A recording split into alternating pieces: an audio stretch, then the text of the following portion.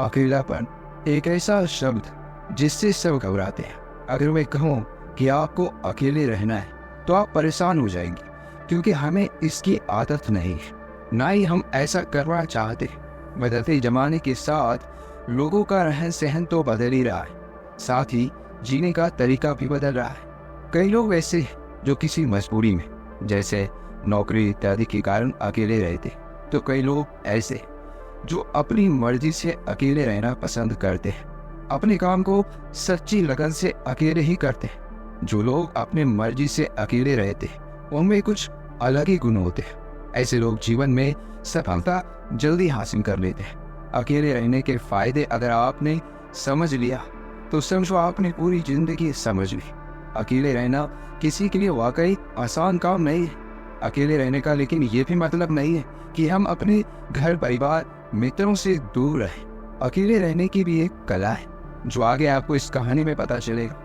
अकेले रहने का यहाँ मतलब है एकांत में रहकर अपने काम को, अपने सम्मान को, अपनी प्रतिष्ठा को, अपने अंदर झांकने की कला को, अपने उज्जवल भविष्य को आप कैसे आगे बढ़ा सकते हैं उसके बारे में जानना।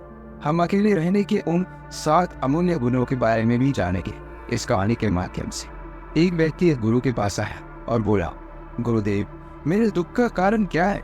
गुरु बहुत ही बड़े आत्मज्ञानी व्यक्ति थे। गुरु ने कहा, अपने आप को चीजों से चिपका लेना, चीजों को पकड़ लेना और उन चीजों के प्रति आसक्त होकर उसके पीछे भागना ही तुम्हारे दुख का कारण है। उस व्यक्ति ने गुरु को धन्यवाद किया और कहा, गुरुदेव, आपने तो मेरी समस्या का समाधान कर दिया। मैं इतने दिनों से अपनी समस्या का समाधान चाहता था। आपका धन्यवाद गुरुदेव। यह कहकर वह व्यक्ति वहां से जाने लगा। गुरु ने कहा, पूरी बात तो सुन लो। उस व्यक्ति ने कहा, नहीं गुरुदेव, आपका इशारा मिल गया, बस वही काफी है, और समझदार को इशारा ही काफी होता है। 1 महीने के बाद वह व्यक्ति फिर से गुरु के पास आया। इस बार उस व्यक्ति का हाल बहुत ही बुरा था। वो बहुत ही दुखी था और सीधे गुरु के चरणों में गिर गया और कहा, गुरुदेव, आपने जो कहा था मैंने वैसा ही किया, पर मुझे सुख नहीं मिला, मुझे तो और दुख मिल रहा है। गुरु ने उस व्यक्ति से पूछा, तुमने ऐसा क्या किया? व्यक्ति ने कहा, मुझे अपने परिवार वालों से, मित्र, रिश्तेदारों से दुख मिल रहा था। मैंने उसे छोड़ दिया और छोड़कर चला गया। 2-4 दिन तो मुझे अच्छा लगा, पर धीरे धीरे मुझे उनकी याद आने लगी। अपने माता पिता, अपनी पत्नी, अपने बच्चे याद आने लगे। रिश्तेदार, यहाँ तक कि अपने शत्रु भी मुझे याद आने लगे। इतना दुखी तो मैं उनके पास रहकर भी नहीं था जितना मैं उनसे दूर होकर हो गया।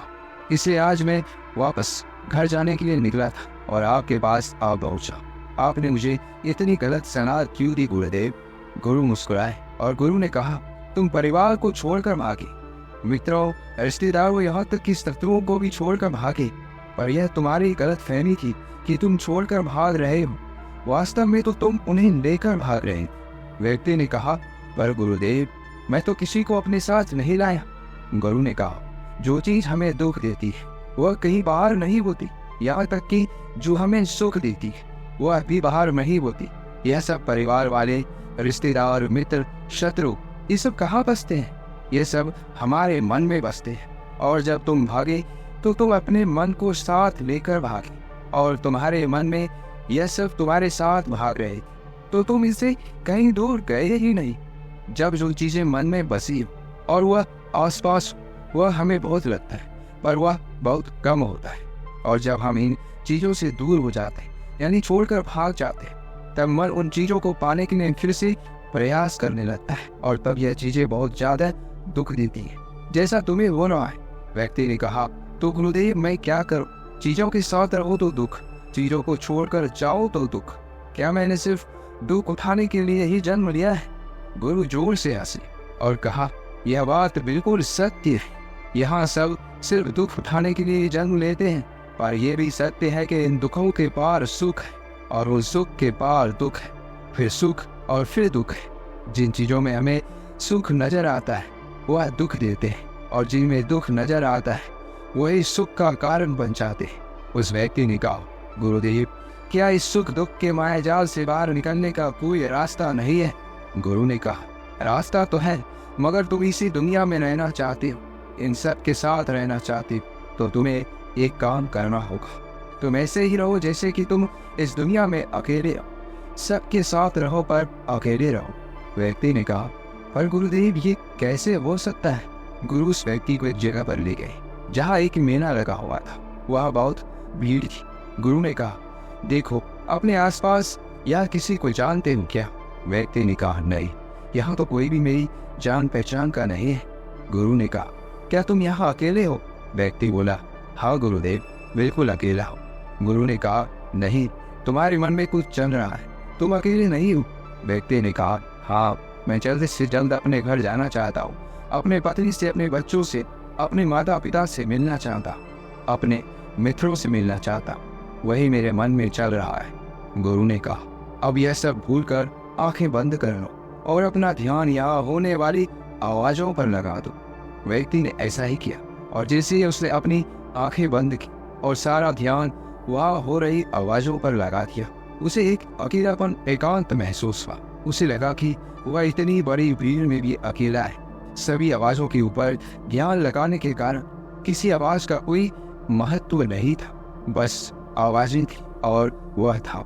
उसने अपनी आंखें खोली और कहा, गुरुदेव, यहाँ तो मैं बिल्कुल अकेला हूँ, सब है पर कुछ नहीं है। गुरु ने कहा, बस इसी तरह अकेले होना है। तुम रहो सबके साथ, भीतर से लेकिन अकेले रहो। साथ में सब हो पर मन में कोई ना हो।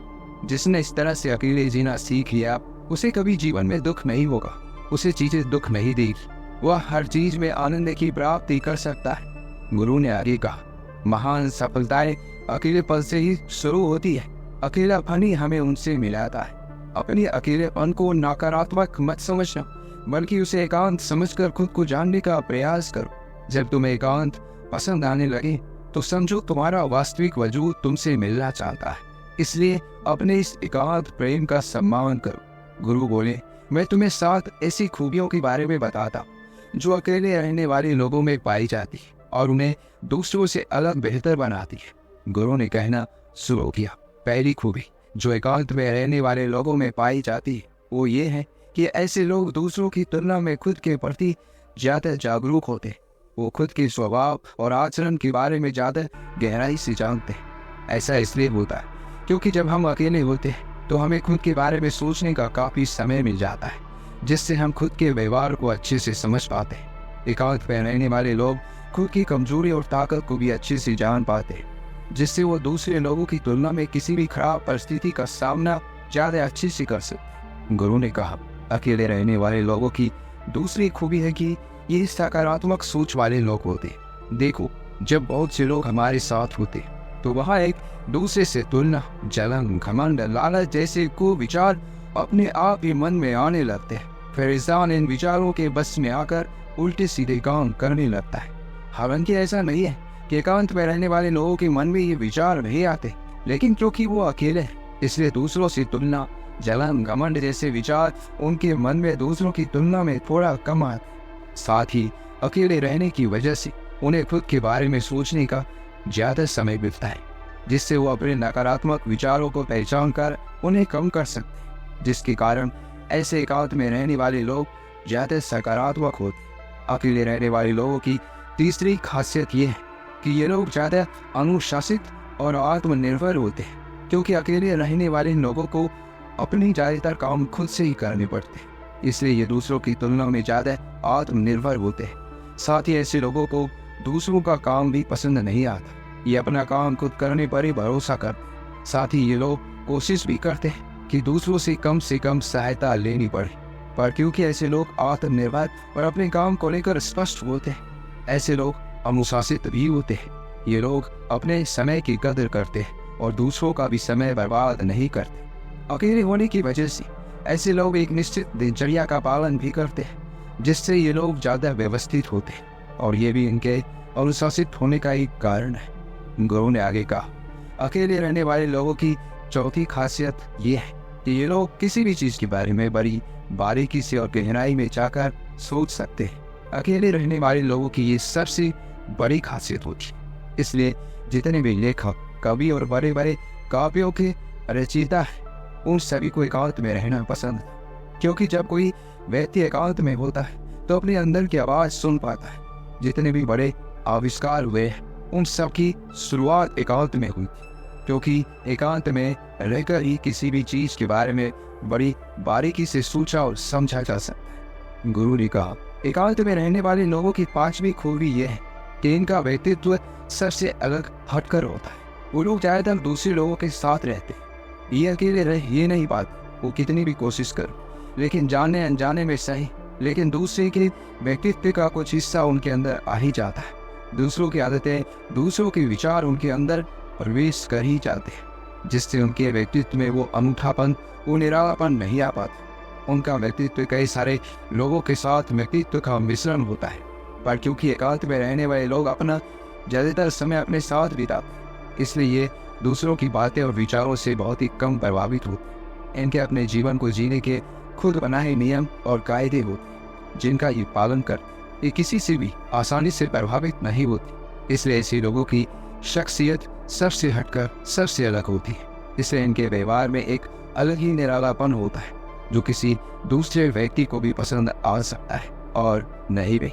गुरु बोले, छठी खासियत जो एकांत में रहने वाले लोगों में होती है, ज्यादा लोगों से अपने संबंध नहीं बनाते, लेकिन यह जितने भी लोगों से संबंध बनाते हैं सच्चे दिल से बनाते हैं। ऐसे लोगों की बहुत ही कम दोस्त होते हैं, लेकिन जितने भी होते हैं ये उनसे अपनी दोस्त की पूरी ईमानदारी से निभाने की कोशिश करते हैं। अक्सर लोगों को ये लगता है कि एकांत में रहने वाले लोग बहुत कम बात करते हैं, लेकिन उनसे पूछिए जिनसे ये दिल से जुड़े होते हैं, उनसे ये कितनी बातें करते हैं। वैसे लोग इन्हें अपना मान लेते हैं और वो इनके सामने अपने पूरे दिल की बात रख देते हैं। अकेले रहने वाले लोग बहुत ही कम लोगों के साथ संबंध रखते हैं, लेकिन जरूरत पड़ने पर वो अपनी तरफ से पूरी मदद करने के लिए तैयार रहते हैं। इसलिए इनके रिश्ते कम लोगों से तो होते हैं, लेकिन जिनके साथ भी होते हैं बहुत मजबूत होते हैं। अगली खासियत, अकेले रहने वाले लोग मानसिक तौर पर और भावनात्मक रूप से मजबूत होते हैं, क्योंकि उन्हें पता होता है कि अगर कोई समस्या उनके ऊपर आती है तो उन्हें अकेले ही उन समस्या से निपटना पड़ेगा। ऐसा बार बार करने से उनके अंदर खुद के प्रति आत्मविश्वास बढ़ जाता है, और आत्मविश्वास एवं आत्मसम्मान के बढ़ने से वो मानसिक और भावनात्मक तौर पर और मजबूत होते चले जाते हैं, और ये मान लेते हैं कि कोई भी ऐसी समस्या नहीं है जिससे वो अपनी दृढ़ इच्छा शक्ति के दम पर हरा ना सके, और यही एक सोच और ये दूसरों से अलग बनाती है। इतना कहने के बाद गुरु चुप हो गए। उस व्यक्ति ने कहा, गुरुदेव आपकी सारी बात तो ठीक है, लेकिन ये कब कहा जा सकता है कि अकेलापन एक वरदान है। ये सुनकर गुरु ने कहा, अकेलापन हमेशा से ही एक वरदान रहा है, अगर हम उस समस्या को पूरी सकारात्मकता के साथ उपयोग कर पाए तो। क्योंकि जब हम दुनिया के लोगों के साथ होते हैं तब हम भीड़ का हिस्सा होते, लेकिन जब हम अकेले होते तब हम खुद के साथ होते। जब हम खुद के साथ होते हैं तभी हम अपने समय का सदुपयोग, खुद का आकलन, खुद के शौक, सभी बातों पर अच्छे से ध्यान दे सकते हैं, अपनी कमजोरियों पर भी काबू पा सकते हैं, और ऐसा कह सकते हैं कि सच में अच्छाई की राह और इंसानियत की मंजिल भी पा सकते हैं। उस व्यक्ति को गुरु की बात समझ आई और वह गुरु को धन्यवाद कहकर चला गया। जिन चीज़ों को हम पाना चाहते हैं वो तब तक हमें दुख देती है जब तक कि हम उसे पा ना लें।